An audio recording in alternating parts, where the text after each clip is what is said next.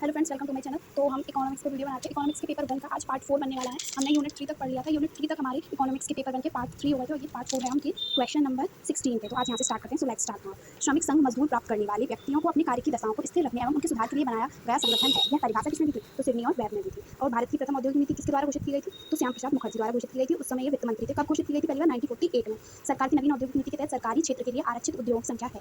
तो आरक्षित सरकारी क्षेत्र में आरक्षित उद्योगों की संख्या कितनी है? 2 है। भारत में नवीन औद्योगिक नीति कब घोषित हुई? 1991 में नई औद्योगिक नीति चालू हुई है, जो हम अभी भी नई औद्योगिक नीति 1991 वाली ही फॉलो कर रहे हैं। नई औद्योगिक नीति 1991 में उच्च प्राथमिकता वाले उद्योगों में विदेशी निवेश की सीमा को कितने तक कर दिया गया था? तो उसको बढ़ा के 51% कर दिया गया था। विदेशी निवेश आप 51% तक कर सकते हैं। भारत में अब तक कितनी औद्योगिक नीतियां बनाई गई हैं? तो भारत में अब तक 6 औद्योगिक नीतियां बनाई गई हैं। ठीक है, 1991 में बनाई गई थी, 1990 में, 1948 में, 1971 में, तो 6 अब तक औद्योगिक नीतियां बनाई जा चुकी हैं। भारत में स्वतंत्रता प्राप्ति के बाद प्रथम औद्योगिक नीति कब घोषित की गई थी? तो स्वतंत्रता हमारी कब हुई थी? 1947 में। और 1948 में, जैसे को पहले भी बताया है, पहली औद्योगिक नीति लागू हुई थी। तो स्वतंत्रता के बाद पहली औद्योगिक नीति 1948 में। ठीक है, 6 अप्रैल 1948। अब आगे बढ़ते हैं। श्रम संगठन वर्ग मनुवृत्ति का परिणाम है। ये डेफिनेशन किसने दी थी? आप सिर्फ इतना ही अच्छे से याद कर लें कि श्रम संगठन वर्ग मनुवृत्ति का परिणाम है। यह डेफिनेशन किसने दी? रॉबर्ट एफ हॉक्सी ने। हॉक्सी ने कहा मनुवृत्ति के बारे में। निम्न में से सेवा क्षेत्र के तहत आता है। सेवा क्षेत्र के तहत क्या आता है? बैंक, बीमा या परिवहन। तो बैंक भी हमारी सेवा करती है, बीमा से भी सेवा होती है, परिवहन भी एक जगह से दूसरी जगह ले जाने के लिए सेवा क्षेत्र के अंतर्गत आता है। तो ये सभी हमारे सेवा वर्ग के अंतर्गत आते हैं। अब आते हैं हम यूनिट 4 पर। वर्तमान समय में नियोजन का अर्थ सरकार का उत्पादन पर एक या किसी अन्य रूप में नियंत्रण से है। तो नियोजन का अर्थ क्या होता है? सरकार पर नियंत्रण से। किसने बताया? रॉबिन्स ने। इसमें नियंत्रण याद करना।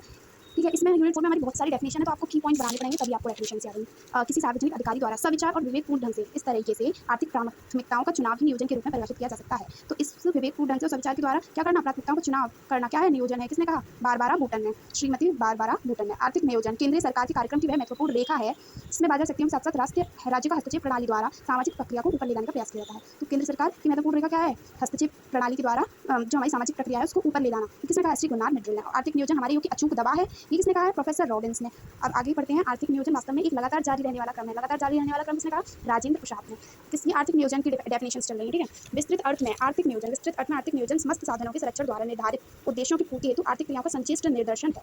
क्या विस्तृत अर्थ में बताया है? जो नियोजन है वो एक संचेष्ट निर्देशन है। किसने कहा है? डाल्टन ने कहा है। आर्थिक क्षेत्र में नियोजन का वही महत्व है जो अध्यात्म में ईश्वर का है। ये किसने कहा है? ईश्वर से तुलना की है टीटी कृष्णामाचारी। इनके नाम में भी कृष्णा आ रहे हैं, तो ये खुद ईश्वर के नाम से इनके नाम जुड़ा हुआ है, तो ईश्वर की कल्पना तो करेंगे ही। 11वीं योजना की अवधि क्या है? तो 11वीं योजना जो लास्ट योजना थी हमारी पंचवर्षीय योजना में, वो उसका ईयर था 2007 से 2012। ठीक है, अब ये कथन नीचे से ऊपर, नियोजन एक लक्ष्य है जो अभी भी प्राप्त होना है। और फिर कारण क्या है? गांव एक इकाई के रूप में आर्थिक व्यवहार्यता के लिए बहुत उपयुक्त है। तो ए और आर दोनों चाहिए। नीचे से ऊपर नियोजन एक लक्ष्य है, नीचे से ऊपर प्राप्ति करना, और गांव एक इकाई के रूप में आर्थिक व्यवहार्यता के लिए बहुत उपयोगी है।